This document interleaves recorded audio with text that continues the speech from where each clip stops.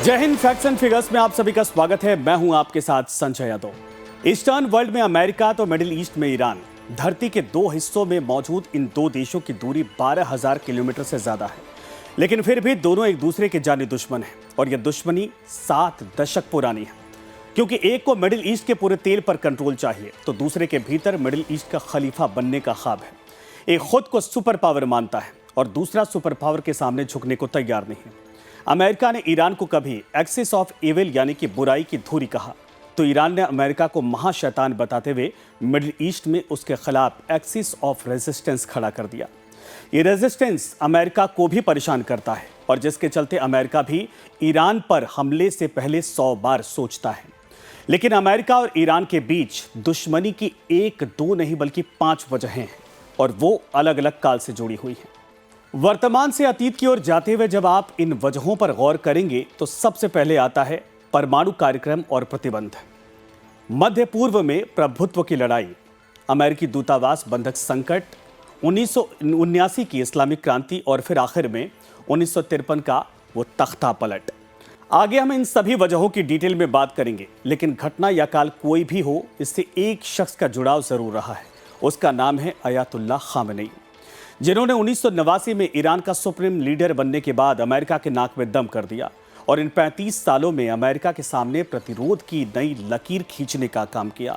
उनकी सोच ईरान की अमेरिकी विरोधी नीति की धुरी बन चुकी और आज फैक्ट्स एंड फिगर्स में बात करेंगे ईरान में अयातुल्लाह अली खामेनी की सियासी हैसियत आखिर क्या है, ईरान और अमेरिका के बीच कट्टर दुश्मनी की वजह आखिर क्या है, ईरान और अमेरिका के बीच ट्रायंगल का तीसरा देश वो कौन सा है और अमेरिका के खिलाफ खामेनी का एक्सिस ऑफ रेजिस्टेंस आखिर क्या है।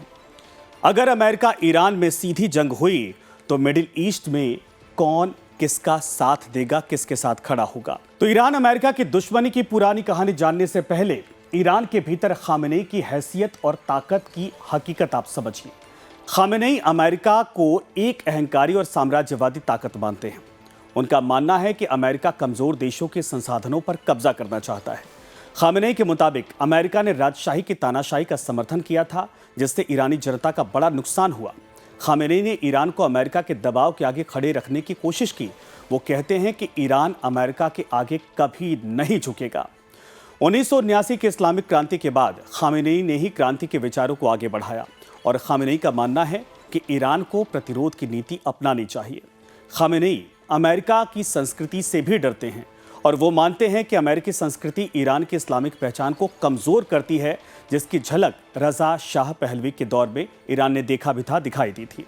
अमेरिका ने जब भी ईरान पर प्रतिबंध लगाए, खामेनी ने उसे आर्थिक युद्ध का नाम दिया। खामेनी ने अमेरिका के खिलाफ ईरान के लिए आत्मनिर्भर बनने का नारा दिया और कुल मिलाकर कहें तो आज खामेनी की सोच ही दोनों देशों की दुश्मनी का आधार है।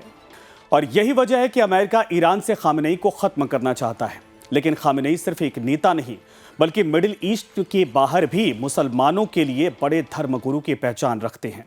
वो ईरान के भीतर आर्थिक राजनीतिक तौर पर सबसे मजबूत नेता हैं और कूटनीतिक तौर पर सबसे चतुर भी। ईरान के सिस्टम में खामेनी की जगह सबसे ऊपर है। खामेनी का पद है सर्वोच्च नेता, जिसे रहबरे इनकलाब कहते हैं। फारसी शब्द रहबर का मतलब होता है मार्गदर्शक और इनकलाब का मतलब होता है क्रांति, यानी जो क्रांति के रास्ते पर मार्गदर्शक या गाइड की तरह हो। अयातुल्लाह अली खामेनी 1979 में हुई इस्लामिक क्रांति के बाद अपने गुरु अयातुल्लाह खुमैनी के बाद इस पद पर पहुंचने वाले दूसरे शख्स हैं। सर्वोच्च नेता के पद पर बैठने वाले को ईरान के सभी मामलों में अंतिम फैसले का अधिकार है। ईरान का सिस्टम इस्लामी गणराज्य है। इसमें धर्म और राजनीति अलग नहीं है। धर्म सर्वोच्च स्थान पर है। ईरान की जनता सीधे सर्वोच्च नेता को नहीं चुनती। इसका चुनाव एक्सपर्ट की एक असेंबली करती है और इस संस्था के सदस्य को जरूर जनता चुनती है। ईरान में यह पद संविधान में सबसे ऊंचा है। सर्वोच्च नेता का पद राष्ट्रपति से भी ऊपर होता है। ईरान की विदेश नीति तय करते हैं। ईरान की पूरी सेना इसके अधीन होती है और ईरान के सबसे ताकतवर फोर्स यानी कि IRGC पर भी नियंत्रण होता है। युद्ध और शांति का अंतिम फैसले का अधिकार होता है। राष्ट्रपति जरूर सरकार चलाता है, लेकिन खामेनी की अनुमति के बिना बड़े फैसले नहीं हो सकते। और राष्ट्रपति को हटाने की शक्ति रखते हैं। न्यायपालिका के प्रमुख की नियुक्ति खामनेई करते हैं। इसका मतलब अदालतों पर भी इनका प्रभाव होता है। संसदीय कानूनों को परखने वाली संस्था गार्जियन काउंसिल पर भी नियंत्रण होता है और सरकारी मीडिया IRIB के प्रमुख की नियुक्ति भी करते हैं। सांसद और राष्ट्रपति जरूर चुने होते हैं, लेकिन ईरान में अंतिम शब्द सर्वोच्च नेता खामनेई का ही होता है। ईरान में खामनेई सिर्फ नेता नहीं बल्कि पूरे सिस्टम के लिए संरक्षक और निर्णायक हैं। सर, ईरान की सत्ता में खामेनेई का कितना दखल है और ईरान के सिस्टम में क्या सरकार कुछ भी नहीं है, सब कुछ खामेनेई के कंट्रोल में? देखिए, आयतुल्लाह खामेनेई ईरान के सुप्रीम लीडर रहे हैं, लेकिन उनकी नीतियों ने ईरान के लोगों के लिए और ईरान राज्य के लिए बहुत सारी चुनौतियां पैदा की। आज जो पूरा प्रोटेस्ट या आंदोलन चल रहा है वो कहीं ना कहीं उसी के खिलाफ है। लंबे समय तक उन्होंने एंटी अमेरिका और एंटी वेस्ट के नाम पे ईरान की विदेश नीति को चलाया, जिसका नुकसान ईरान को हुआ। इस्लाम को लेकर उन्होंने जो एक अलायंस बनाया उसमें सहयोग से ज़्यादा ईरान को नुकसान ही हुआ। लेकिन ये तो हुई धार्मिक और राजनीतिक रसूख और अधिकारों की बात। अब जानिए कि खामनेई के पास कितनी अकूत दौलत है। ईरान की राजनीति, सेना, अर्थव्यवस्था और धर्म चारों पर पूरी तरीके से नियंत्रण रखने वाले खामनेई का खजाना 3 दशकों से लगातार बढ़ता ही जा रहा है। विकिपीडिया पर रिसर्च और अमेरिकी एजेंसी राइटर्स की एक रिपोर्ट की माने तो खामनेई सेताद नाम के एक कमेटी के मुखिया हैं। सेताद का कारोबार रियल एस्टेट, तेल, गैस, मोबाइल, मैन्युफैक्चरिंग हर क्षेत्र में फैला हुआ है, जो ईरान के कानून से भी आज़ाद है। अनुमान के मुताबिक 2024 में सेताद के पास कुल संपत्ति 95 अरब डॉलर यानी कि करीब 7 लाख करोड़ रुपए के बराबर थी और इसका पूरा कंट्रोल खामनेई के हाथों में है। खामनेई की कमाई का ज्यादा हिस्सा पेट्रोलियम गैस कंपनियों से आता है और इसके अलावा उन्हें भारी भरकम डोनेशन भी मिलता है। खामनेई का तेहरान पैलेस दुनिया के सबसे महंगे घरों में शुमार है, यानी खामनेई के पास दौलत नहीं, अकूत दौलत का भंडार है। और वक्त चाहे कोई भी हो, युद्ध के मैदान में एक नीति हमेशा सत्य मानी जाती है कि दुश्मन के खिलाफ लड़ाई जीतने के लिए तलवार और बंदूक से ज्यादा पैसा और खजाना जरूरी है। खामनेई को भी शायद अमेरिका जैसे सुपर पावर देश से भिड़ने का हौसला इसी पैसे से मिलता होगा। अब आगे बात करेंगे अमेरिका के खिलाफ खामनेई की व्यूह रचना, जिसमें सबसे ऊपर है खामनेई की एटमी हथियारों की चाहत, जिसने अमेरिका और इजराइल को उसका जानी दुश्मन बना दिया। अमेरिका को शक हुआ कि ईरान परमाणु हथियार बनाना चाहता है। अमेरिका को डर है कि ईरान परमाणु हथियार बनाने के बेहद करीब है और वो पूरे मिडिल ईस्ट में अपनी बादशाहत दिखाएगा। इसीलिए ईरान को रोकने के लिए अमेरिका ने कभी नरम तो कभी हर तरीके का यानी गर्म तरह के तेवर भी दिखाए, लेकिन कोई फायदा नहीं हुआ, क्योंकि खामेनेई ने ईरान की सियासत में परमाणु कार्यक्रम को राष्ट्रीय गौरव का प्रतीक बना दिया। दशकों के आर्थिक प्रतिबंधों और पश्चिमी दबाव के बावजूद ईरान ने अपने परमाणु कार्यक्रम को जारी रखा। 2025 में ईरान के न्यूक्लियर ठिकानों पर अमेरिकी हमले के बावजूद वो जारी है और खामेनेई का ईरान ऐसा मानता है कि परमाणु हथियार से लैस होने के बाद वो मिडिल ईस्ट में मुसलमान देशों का, मुस्लिम देशों का अगुवा बन जाएगा, क्योंकि अब तक सिर्फ एक इस्लामिक देश पाकिस्तान के पास ही परमाणु हथियार है, जिसे अमेरिका कठपुतली की तरह इस्तेमाल करता है। लिहाजा ईरान चाहता है कि उसे मुस्लिम देशों के लीडर के तौर पर देखा जाए। खामेनेई का मानना है कि परमाणु हथियार ईरान को अभेद्य बना देंगे। कोई भी देश उस पर हमला करने से पहले 100 बार सोचेगा, क्योंकि ईरान के पास पहले से ही बैलिस्टिक मिसाइलों का जखीरा मौजूद है। 2015 में ईरान और अमेरिका के बीच JCPOA नाम से एक न्यूक्लियर डील भी हुई थी, लेकिन कोई स्थायी समाधान नहीं निकाला गया। ईरान अमेरिका पर भरोसा नहीं कर पाया। खामेनेई के मुताबिक अमेरिका की मांगें नाजायज हैं, जैसे यूरेनियम संवर्धन और मिसाइल कार्यक्रम को पूरी तरह बंद कर देना। तो झुकने की बजाय उल्टा खामेनेई अमेरिका के खिलाफ हमले की धमकी देते रहते हैं और इसके लिए खामेनेई के लिए सॉफ्ट टारगेट है मिडिल ईस्ट के तमाम देशों में मौजूद अमेरिका का सैन्य बेस और जवान। क्योंकि जैसे अमेरिका मध्य पूर्व के कई देशों में अपना जाल फैला रखा है, उसी तरह सालों की रणनीति के तहत ईरान का भी हर देशों में अपना प्रभाव मौजूद है, जमा रखा है। इसी को खामेनेई का एक्सिस ऑफ रेजिस्टेंस कहा जाता है। ईरान के कुछ नेता मानते हैं कि खामेनेई अमेरिका और इजराइल के खिलाफ चल रहे संघर्ष के बीच इस्लामिक सेना बनाना चाहते हैं, जिसमें वो तुर्की, इराक, यमन, सऊदी अरब और पाकिस्तान जैसे देशों को शामिल करना चाहते हैं, जिसके जरिए खामेनेई शिया सुन्नी की दीवार को भी तोड़ना चाहते हैं। ईरान परमाणु हथियारों की जिद पर क्यों आ रहा है? देखिए, मैंने बताया ना कि 1980 के दशक में जब ईरान ने एक एंटी अमेरिकन अलायंस बनाने का प्रयास किया था, तो ईरान का ये मानना था ईरान की सरकार कि अगर ईरान का परमाणु कार्यक्रम सफल हो जाएगा तो उसे अमेरिका के खिलाफ एक डेटरेंट मिल जाएगा। तो इसलिए वो परमाणु कार्यक्रमों को लगातार जारी रखने पर और परमाणु हथियारों को प्राप्त करने पर जोर देता रहता है। इसके साथ ही ईरान ने जो इस्लामिक देश हैं उनको भी ये कन्विंस करने का प्रयास किया है कि अगर इस्लामिक देशों में उनके पास परमाणु बम आ जाएगा तो इस प्रकार का जो एंटी अमेरिकन अलायंस है, जो कहने की कभी कभी इस्लामिक देशों के खिलाफ अमेरिका की नीति सख्त रही है, इराक है, ईरान है, अफ़गानिस्तान है, तो उससे भी हम चुनौती से निपट सकेंगे। तो इसलिए वो परमाणु हथियारों को प्राप्त करने के लिए लगातार प्रयासरत है। तो खामेनेई के पास एक शिया इंटरनेशनल आर्मी पहले से मौजूद है जिसके निशाने पर है इजराइल, जो खामेनेई की नज़रों में मिडिल ईस्ट में अमेरिका का पिट्ठू है। अब जरा मिडिल ईस्ट में भौगोलिक स्थिति पर गौर करिए कि इजराइल के चारों ओर दुश्मनों का डेरा है। तुर्की, लेबनान, सीरिया, इराक, जॉर्डन, मिस्र, सऊदी अरब, ईरान। इस मैप में आप समझिए कि ये किस तरीके से पूरा घेरा बना रखा है। और इन तमाम मुस्लिम देशों को इजराइल फूटी आंख नहीं सुहाता है। एक तरीके से कह सकते हैं कि इजराइल इन दुश्मनों के करीब मिडिल ईस्ट में 32 दांतों के बीच जीभ की तरह फंसा हुआ है। लेकिन फिर भी इजराइल इन सब पर भारी पड़ता है और हर बार इसी तरह दुश्मनों के इलाकों को धूल में मिला देता है, क्योंकि उसके पार सुपर पावर अमेरिका खड़ा है उसके साथ। खुद अमेरिका की नज़रों में इजराइल मिडिल ईस्ट में उसके लिए एक एयरक्राफ्ट कैरियर की तरह है और इसीलिए इजराइल खामेनेई का भी दुश्मन है। इजराइल का त्रिकोण क्या है? क्या इजराइल ही दुश्मनी की जड़ है? इजराइल लंबे समय से ये प्रयास करता रहता है और वो ये उकसाता रहता है अमेरिका को कि किसी प्रकार से वो ईरान पर हमला करके उसका नियंत्रण करे। लेकिन इस जो अभी हाल का विवाद है, अभी हमने देखा कि पिछले वर्ष भी जो है इजराइल ने ईरान के परमाणु ठिकानों पर हमले किए थे। इजराइल इसकी जड़ नहीं है, लेकिन कहीं ना कहीं इजराइल भी नंबर एक तो अमेरिका को ईरान के परमाणु कार्यक्रम, उसकी चिंताओं के बारे में उजागर करता है, और दूसरा इजराइल अभी हमास के साथ लंबे संघर्ष में रहा है। तो ईरान के साथ किसी सीधी कार्रवाई से बचने की बजाय अमेरिका को आगे करके इस लड़ाई में अपनी भूमिका को अदा कर रहा है। और इसी दुश्मनी में इजराइल भी ईरान के न्यूक्लियर प्लांट पर अटैक कर चुका है। उसके न्यूक्लियर प्रोग्राम को लीड करने वाले कई वैज्ञानिकों को तो मार दिया गया। 2010 से लेकर 2012 तक ईरान के 4 बड़े परमाणु वैज्ञानिकों की हत्या की गई, जिसके आरोप इजराइल की इंटेलिजेंस सर्विस मोसाद पर लगे। नवंबर 2020 में ईरान के न्यूक्लियर प्रोग्राम के फादर कहे जाने वाले मोहसिन फखरीजादेह की भी हत्या कर दी गई। और अमेरिका को चोट पहुंचाने के मकसद से ही ईरान ने इजराइल की घेराबंदी कर रखी है। ईरान हमेशा फिलिस्तीन के विवाद की वजह से इजराइल के वजूद को नकारता रहा है। हालांकि दोनों देशों के बीच कभी कोई सीधी जंग तो नहीं हुई, लेकिन इजराइल के खिलाफ लड़ रहे कई आतंकी संगठनों का समर्थन करता है।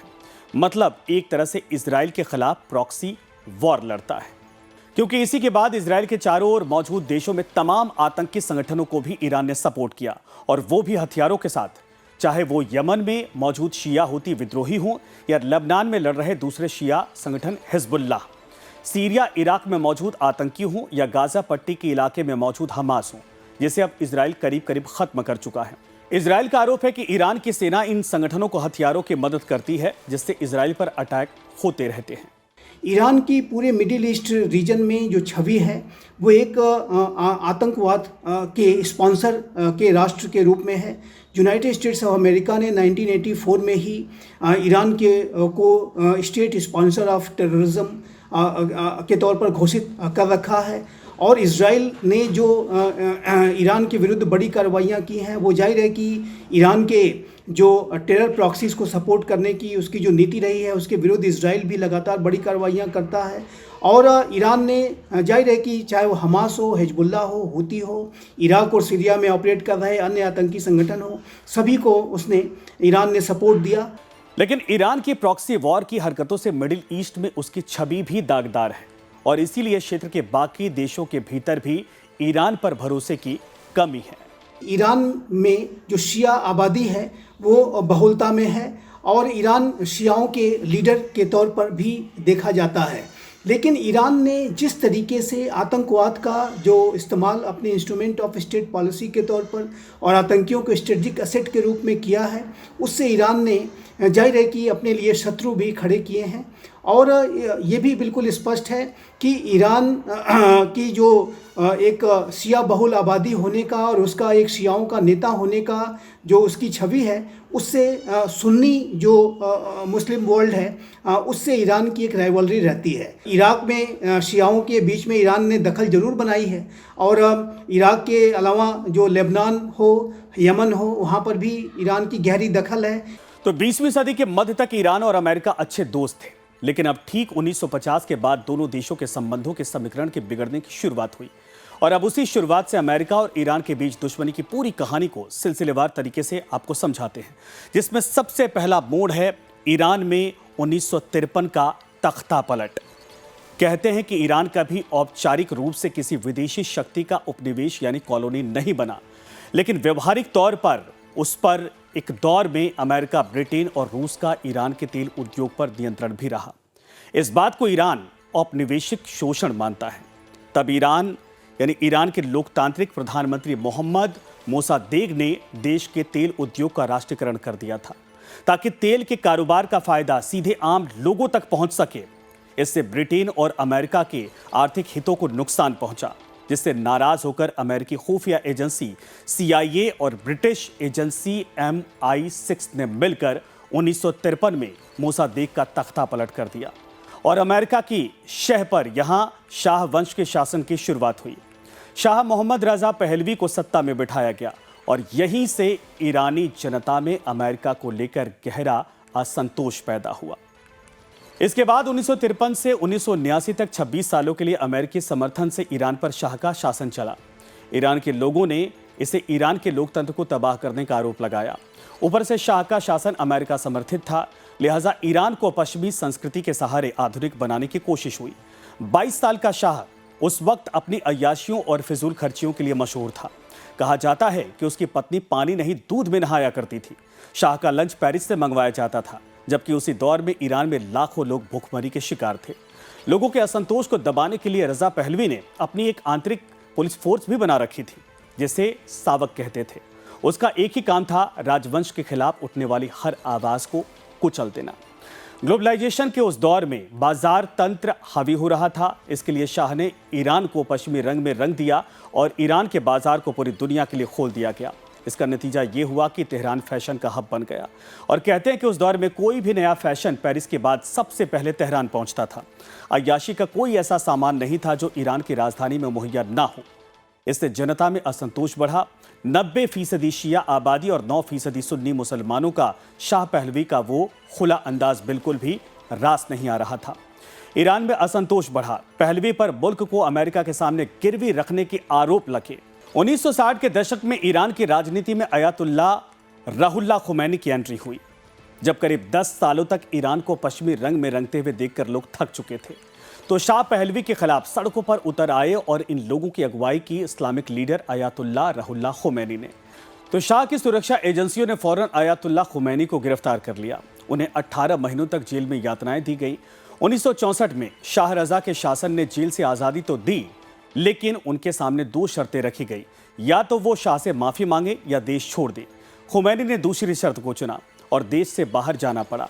उस दिन के बाद से खुमैनी 14 सालों तक ईरान से दूर रहे, पहले इराक, फिर तुर्की और फिर फ्रांस। इन सालों में खुमैनी वहीं से मोहम्मद रजा पहलवी को सत्ता से बेदखल करने की तैयारी और कोशिश करते रहे, लेकिन जो काम वो ईरान में रहकर नहीं कर पाए, वो उन्होंने मुल्क से बाहर रहकर कर दिया। मुल्क में पैम्पलेट और ऑडियो मैसेज के जरिए अपनी आवाज़ लोगों तक पहुंचाई। इसका परिणाम ये हुआ कि ईरान में हर तरफ खुमैनी जिंदाबाद के नारे लगने लगे थे। और इसके बाद तो शाह रजा पहलवी को ईरान छोड़ने पर मजबूर होना पड़ा, क्योंकि 1978 आते आते आम जनता ने शाह रजा के खिलाफ आखिरी रण छेड़ दिया था। छात्रों ने ईरान की सड़कों पर प्रदर्शन शुरू कर दिया। शाह की आंतरिक सुरक्षा एजेंसी सावक ने लोगों पर हमला बोल दिया और सैकड़ों लोग मारे गए, लेकिन उस आंदोलन को दबाना मुश्किल हो गया। तत्कालीन अमेरिकी राष्ट्रपति जिमी कार्टर और उनकी सेना कुछ दिनों तक तो शाह के सपोर्ट में खड़ी रही, लेकिन 16 जनवरी 1979 को शाह पहलवी को समझ आ चुका था कि ईरान से जाने का वक्त आ गया है और वो इलाज के बहाने अमेरिका चले गए। और 16 जनवरी के बाद तारीख आती है 1 फरवरी 1979। जब पेरिस के चार्ल्स द गाल एयरपोर्ट से बोइंग 747 ने तेहरान के लिए टेक ऑफ किया, जो ईरान के इतिहास को बदलने जा रहा था। उस बोइंग विमान पर सवार थे अयातुल्लाह रुहुल्लाह खुमैनी। 14 सालों तक निर्वासन में रहने के बाद खुमैनी अपने देश वापस लौट रहे थे, जहां लाखों लोगों का हुजूम उनके खैर मकदम के लिए पागल हो रहा था। और जब तेहरान के मेहराबाद एयरपोर्ट पर खुमैनी का विमान उतरा तो 20 मिनटों तक चक्कर लगाने के बाद आखिरकार विमान रनवे पर लैंड हो सका। लाखों लोगों की अथाह भीड़ ने खुमैनी का ऐतिहासिक स्वागत किया और इस तरह ईरान को शाह के शासन से मुक्ति मिल गई। और इसके बाद 1979 की इस्लामिक क्रांति की शुरुआत हुई, जब ईरान की सत्ता की बागडोर खुमैनी के हाथों में आ गई। ईरान एक इस्लामिक गणराज्य बना और खुमैनी ने अमेरिका को ग्रेट सैटन यानी कि महाशैतान बताते हुए खुली दुश्मनी का ऐलान कर दिया। इसके बाद ईरान ने अमेरिका को कभी ना भूलने वाला जख्म दिया। वो था 1979 का अमेरिकी दूतावास बंधक संकट, जिसमें छात्रों की भीड़ ने तेहरान में अमेरिकी दूतावास पर कब्जा कर लिया और 52 अमेरिकी नागरिकों को 444 दिनों तक बंधक बनाए रखा। ये घटना अमेरिका के लिए अपमानजनक थी और इसी के बाद दोनों देशों के राजनयिक संबंध हमेशा हमेशा के लिए खत्म हो गए। तो 47 साल पहले की उस घटना के बाद अमेरिका और ईरान के बीच दोबारा दोस्ती की सारी गुंजाइश खत्म हो गई। 1990 से 2000 के दशक का वक्त प्रतिबंध और टकराव का रहा। आतंकवाद का समर्थन देने के आरोप में अमेरिका ने कई तरह के प्रतिबंध लगाए। ईरान पर हिजबुल्लाह और हमास को समर्थन देने के आरोप लगे और 2002 में अमेरिकी राष्ट्रपति जॉर्ज बुश की ओर से ईरान को एक्सिस ऑफ इविल यानी कि बुराई की धुरी कहा गया। 2020 में ईरान के सबसे ताकतवर जनरल कासिम सुलेमानी को अमेरिकी ड्रोन हमले में मार गिराने के बाद तनाव और चरम पर पहुंच गया, जिसके जवाब में ईरान ने भी अमेरिकी ठिकानों पर जवाबी हमले किए थे। तो एक बार फिर इतिहास की इन घटनाओं से जोड़ते हुए मौजूदा सुप्रीम लीडर खामनेई के राजनीतिक सफर को जान लीजिए।